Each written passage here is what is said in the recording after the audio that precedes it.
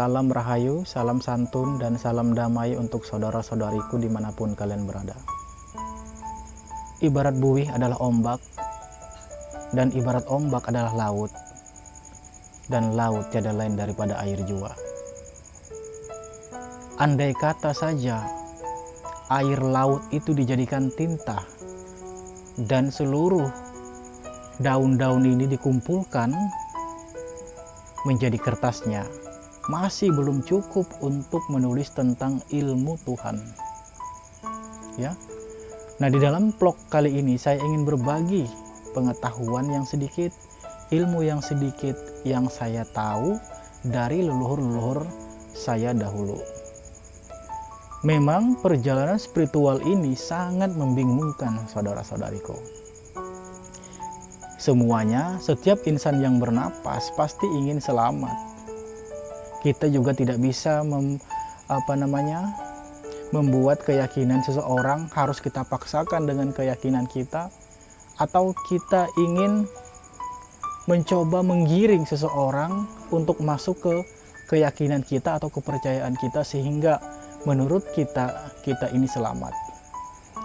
Biarlah kita ini masing-masing saudara-saudariku untuk mencari dan memaknai ilmu-ilmu leluhur-leluhur kita bahari.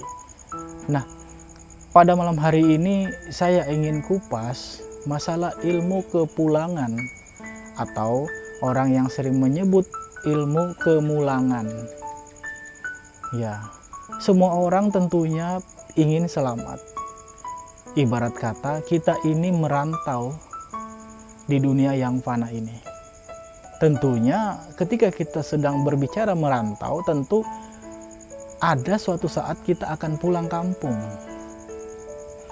Nah, pada saat perjalanan pulang kampung ini tentu memerlukan biaya, kemudian memerlukan tiket, ini ikhtibarnya ya, dan memerlukan sarana dan prasarana untuk ke kampung kita, baik itu kendaraan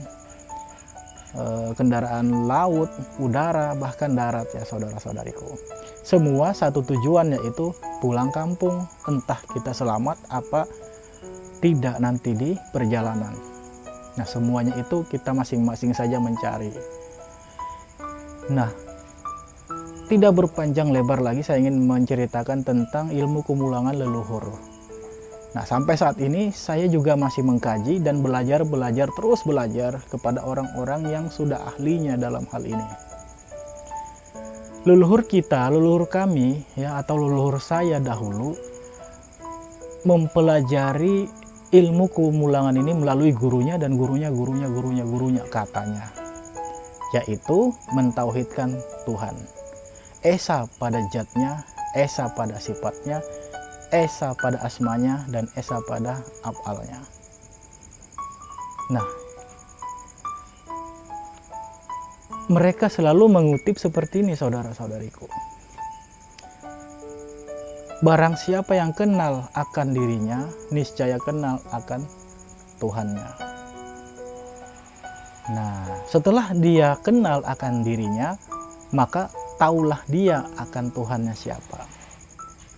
Ibarat katanya kemarin yang saya sempat pelajari, kita ini masuk ke hutan belantara, yang dimana hutan itu belum sama sekali kita jamah dan menemukan sebuah buah yang belum kita pernah kenal. Nah, tentu apakah kita kenali dulu atau buah itu langsung kita makan? Kita juga nggak tahu apakah buah itu beracun apa tidak. Nah, maka kenalilah dulu buah itu. Setelah kenal buah itu, baru kita tahu sifat-sifat buah itu, efeknya apa, kemudian namanya apa. Bahkan kalau tidak ada yang tahu buah itu, kita sendiri bisa menamakannya. Nah, inilah ilmu ketuhanan atau ilmu tauhid mereka bahari. Nah, berbicara tentang ilmu kemulangan, tentu yang pulang ini adalah ruh, bukan jasad. Nah, jadi ruhlah yang akan dibawa atau yang pulang kelak menurut cerita leluhur saya bahari. Bagaimana ruh ini pulang? Apakah ruh ini selamat? Apakah bagaimana? Nah, jadi ruh ini harus dulu mengenal akan dirinya, baru kenal akan Tuhannya. Alangkah indahnya katanya ketika roh ini sudah kenal dirinya dan mengenal Tuhannya, maka seperti dia itu pulang dijemput langsung oleh Tuhannya. Itu menurut cerita ilmu-ilmu bahari. Nah, bagaimana caranya?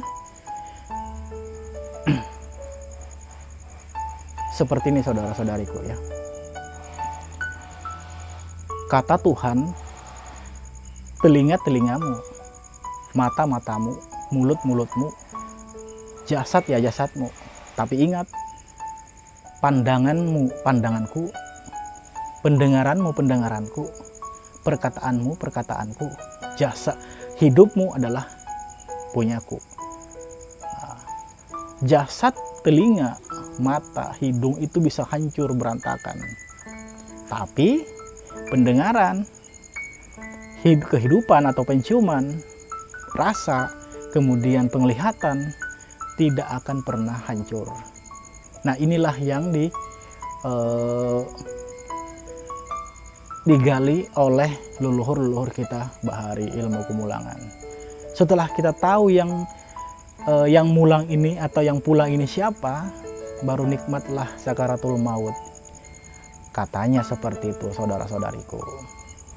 Jadi pada hakikatnya kita bukan melihat, kita bukan mendengar, kita bukan berkata-kata, kita bukan hidup. Yang hidup hanya Allah, yang mendengar hanya Allah, yang berkata-kata hanya Allah.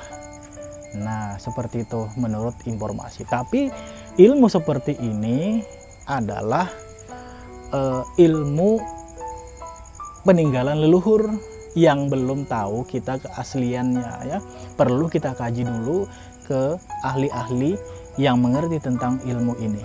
Jangan sampai kita mengaku-ngaku bahwa kita ini Allah, kita ini Tuhan. Makanya saya katakan kalau kita ini Allah, kalau kita ini Tuhan, kenapa masih hidup kita ini amburadul? Kita perlu makan, kita perlu minum, sedangkan Allah tidak. Kita perlu tidur, sedangkan Allah tidak mengantuk. Nah, seperti itu teman-teman. Jadi kita harus perlu mengkaji ilmu ini, kemulangan ini. Nah, tapi keyakinan leluhur kita seperti inilah mentoknya, gitu. Nah, seperti inilah mentoknya. Entah ilmu itu sampai di sana saja waktu itu, atau ada yang merangkai-rangkai dan mengarang-ngarang lagi sehingga jatuh takluknya pada diri kita ini tiada lain daripada Allah juga.